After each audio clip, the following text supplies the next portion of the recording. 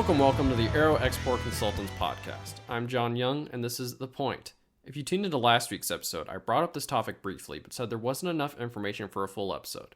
Well, we've got that information now. So if you've been by the AEC website or follow me on LinkedIn and X, you know that I've been posting about this story already this month. But the US's export controls against Syria have officially been relaxed. We knew this was coming. Sanctions against Syria have been eased across governmental departments the last few months, and it was only a matter of time before export controls were affected, and that time is here. So sorry if this story is a bit of a repeat for you, but it's worth covering in detail. This podcast episode will review some of the background around this change and actually delve into the text of the final rule to examine the details of the changes that rolled out this month for Syria. If you've been following this story, you'll remember that in June of this year, President Trump issued Executive Order 14312 as part of his effort to reduce sanctions against Syria. At the time, he said, "The United States is committed to supporting a Syria that is stable, unified, and at peace with itself and its neighbors." Following that announcement, we saw a vast reduction of sanctions that had previously targeted Syria. Swaths of names were removed from the Treasury's specially designated national list, lifting sanctions on large groups of entities and individuals. General License 25 authorized transactions previously prohibited by the Syrian sanctions regulation and paved the way for new and less restrictive trade relationships with Syria. During this time, I theorized that the export control regime would be seeing change in the coming months, allowing time for our agencies such as BIS to properly create and roll out our new export control policy towards Syria. I was correct, and on September 2nd, the final rule was published, and it has significantly changed our controls on Syria. But what exactly were the extent of our previous sanctions that make this move such a drastic change to our foreign policy stance towards Syria? Let's go through some of the previous restrictions regarding Syria with an emphasis on export controls. So to start off, in the early years of this century, we had the Syria Accountability and Lebanese Sovereignty Restoration Act of 2003, which required the Department of Commerce to prohibit the export to Syria of all items that are specified on the Commerce Control List. This act also directed the president to select additional restrictions to levy against Syria. Then President Bush selected a prohibition on the export and re-export to Syria of U.S. products other than food or medicine that are subject to the EAR but not specified on the CCL, what we know as EAR 99 items. If you have an understanding of EAR 99 items, then you know that this effectively banned all exports to Syria. In the wake of this change, the EAR was amended in 2004 to reflect the new export control restrictions on Syria. This cemented, along with the new export controls, a restrictive license application review policy, what we would refer to as a general policy of denial on exports and re-exports to Syria of nearly all items subject to the EAR except for EAR 99 food and medicine. In 2011, these BIS provisions were moved more directly under the jurisdiction of the EAR, creating a revised section 746.9 in the EAR, placing Syria on the embargoed countries list. 2013 also saw some additional restrictions implemented against Syria, as during that time, Syria was made subject to the export control restrictions under the Chemical and Biological Weapons Control and Warfare Elimination Act of 1991, or CBW Act. The government had made a determination under the CBW Act that the Syrian government had used chemical weapons in violation of international law or lethal chemical weapons against its own nationals. And as I said from the outset, most of these actions I'm referring to are focused primarily on export controls, but it's important to remember that there was a wider government approach to sanctioning Syria at this time. For instance, in 2019, we passed the Caesar Syria Civilian Protection Act that went beyond Syria to target anybody, meaning foreign countries, who supported Syria during this time. Here's what the language of that act said. Quote, "The President shall impose sanctions on foreign persons that 1. Provide significant support or engage in a significant transaction with the Syrian government or those acting on behalf of Syria, Russia, or Iran, or 2. Are knowingly responsible for serious human rights abuses against the Syrian people. The bill also imposes sanctions on those that knowingly provide various goods or services to Syria, such as aircraft for the military, technology for the government's domestic petroleum production, items on the U.S. munitions list, and items that the president believes are being used to commit human rights abuses against the Syrian people. The sanctions include blocking of financial transactions and barring of entry into the United States.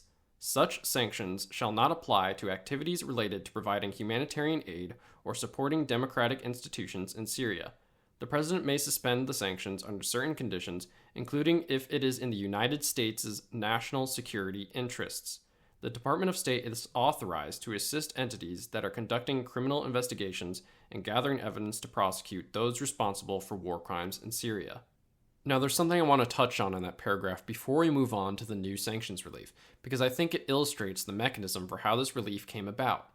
Quote, the president may suspend the sanctions under certain conditions, including if it is in the United States' national security interests. In the justification for sanctions relief for Syria, it was stated that the president, quote, determined that it was in the national security and foreign policy interests of the United States to remove sanctions, restrictive export controls, and other forms of restrictions on Syria.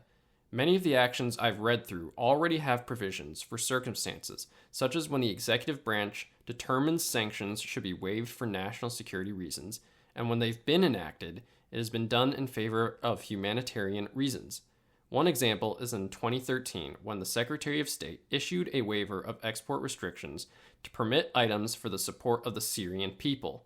It is this type of provision, one concerned with the United States' national security, that these new sanctions and export control relaxations are justified on. Now, the actual logic behind that justification is up to interpretation, I suppose. A stable, unified, and peaceful Syria, which is the explicitly stated goal of these new changes, would theoretically not pose a threat to the United States, and therefore assisting the creation of such a state would be in the interest of our national security. That is the logic I imagine being used, but of course that's mere speculation. But now that we know the history of our sanctions against Syria and the method through which the government is bringing about changes to those sanctions and export controls, let's take a look at the language of the reforms and see what actually has changed and speculate on what those changes will actually achieve. As stated by BIS, this final rule relaxes the EAR's existing restrictions on exports and re-exports to Syria of items subject to the EAR by making the following changes: revising certain restrictive license application review policies that had applied to most items subject to the EAR to be more favorable, expanding existing license exceptions to apply to Syria, and adding new license exceptions for Syria, including for EAR 99 items. Or more specifically, it breaks down into the following 3 bullet points. 1. Addition of new or expanded license exception eligibility for exports and re-exports to Syria. 2. Adoption of more permissive license review policies for exports and re-exports to Syria. And 3. Other conforming and streamlining updates, including removal of provisions that are obsolete, for example, General Order Number 2. Bullet point 1's most important change is the creation of a new license exception for Syria called the License Exception Syria Peace and Prosperity, or SPP. New license exception SPP will authorize exports and re-exports to Syria of all items designated EAR 99, subject to the terms and conditions therein and general restrictions set forth under 740.2 of the EAR. In 740.5 scope of license exception SPP, this final rule specifies that this license exception will overcome license requirements for the export or re-export of all items designated EAR 99. When commenting on the new policy, BIS said, as a result of today's rule, U.S. origin goods, software, and technology that have purely civilian uses, i.e. those classified under BAR's regulations as EAR 99, as well as consumer communication devices and certain items related to civil aviation, can generally go to Syria without an export license. This is a big move forward, considering that all items, even those so lightly controlled as EAR 99 items, were viewed with a policy of denial under the previous policies. Even though I would consider this an expected change for export control reform, it doesn't change the fact that it will have a large impact on trade to Syria. The rest of bullet point 1 consists of changes to existing license exceptions to add Syria to their country scope. I won't go into details on every license exception in the EAR, so if you are interested in taking advantage of a license exception to Syria, I advise you to head to the BIS website yourself. Bullet point 2 is, as I stated earlier, on the adoption of more permissive license review policies for exports and re-exports to Syria. Quote, these more permissive license review policies will allow for additional exports and re-exports to be approved for Syria under the EAR that are consistent with U.S. national security and foreign policy interests and align with the Executive Order 14312's objective to support peace, stability, security, and prosperity in Syria. Now, what is a more permissive license review policy? We normally characterize it as a presumption of approval for these types of exports, and the specific items/industries that this policy is targeting are, quote, items on the CCL to Syria for commercial end uses that support economic and business development in Syria or that support the Syrian people, including through the improvement or maintenance of telecommunications, water supply and sanitation, power generation, aviation, or other civil services that support peace and prosperity in Syria. I'll speak more on the significance of these industries near the end, so keep them in mind. This second bullet point also adopts a case-by-case licensing policy for other end uses than the ones I've just mentioned. That means that there is additional room for trade outside of our stated parameters, depending if they will ultimately benefit both nations. Allowing room for growth is an important aspect of fostering a new trade relationship. This case-by-case policy will fill in the gaps of the presumption of approval for the previously mentioned areas. And as I stated earlier, the final bullet point of the new Syria sanctions relief is to streamline and remove obsolete regulations that remain, clearing the way for clearer and more effective regulations. These are mostly small edits to the regulations that, as a result, reinforce the new framework that is being created. Now that we've gone through the main pillars of these regulations, let's step back to those industries I mentioned just a moment ago. Business development, telecommunications, water supply, sanitation, power generation. These are the building blocks needed in order to begin building a more secure society. By lessening restrictions in these areas, the administration is signaling that they are serious about offering assistance to rebuild Syria into a more stable nation. And as a more stable nation, Syria will hopefully become a stable actor on the global stage, and therefore not a malicious actor to the United States. Earlier this week, as I wrote this episode, President Trump had a meeting at the White House with the leader of Turkey. While answering questions with the press, President Trump said that the leader of Turkey, along with Saudi Arabia, were two world leaders that had come to the president about lessening restrictions against Syria. Hopefully, this change in our posture will lead to a more stable region overall, where we can feel comfortable that America will remain safe and secure because of our efforts. Because, as I said, these areas we are opening up to trade are foundational to societies. If we can play a part in stabilizing this region at no cost to our own, indeed to our benefit through trade, it could result in benefits to America. But as I always say, our trade relationships must be balanced with our security as a nation. It should be made clear, while restrictions are being eased against Syria, we have not opened the floodgates on our goodwill. I still believe that we view Syria with a level of caution and have placed them in an almost probationary category. This seems most evident to me in our new Syria licensing policy, where we maintain that license applications that do not meet the previously stated conditions will be reviewed on a case-by-case basis to, quote, determine whether the items will be used in a manner consistent with U.S. national security and foreign policy interests, including to promote peace and prosperity in Syria. This emphasis on trade remaining consistent with U.S. national security and foreign policy interests illustrates to me that we are closely watching as we move forward with these changes.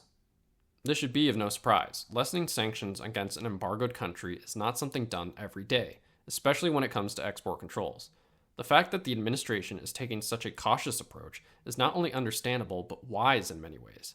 Indeed, part of the reasoning provided by the executive orders that preceded these changes was that the United States was committed to supporting a Syria that was, quote, stable, unified, and at peace with itself and its neighbors. Should any of these factors change for the worse, it is highly likely that the United States' support for Syria will likewise change. Restricting trade to EAR 99 items intended for infrastructure is a good way to offer assistance while continuing to protect our citizenry and our dual-use technology. Violations will likely not be viewed kindly. It seems that the situation moving forward is trust is earned. We've made a large gesture, but are still vigilant, as we should be. This is a big change to the export compliance apparatus. It represents new opportunity for business as well, which is why I've covered it and why I will continue to do so if the situation evolves. If your business is looking to expand and result to these new changes, or if you need some assistance in general with export compliance questions, remember that AEC is here to help. For all your questions and export compliance needs, contact us here at Aero Export Consultants. Research done right, compliance made simple. I'm John Young, and this has been The Point.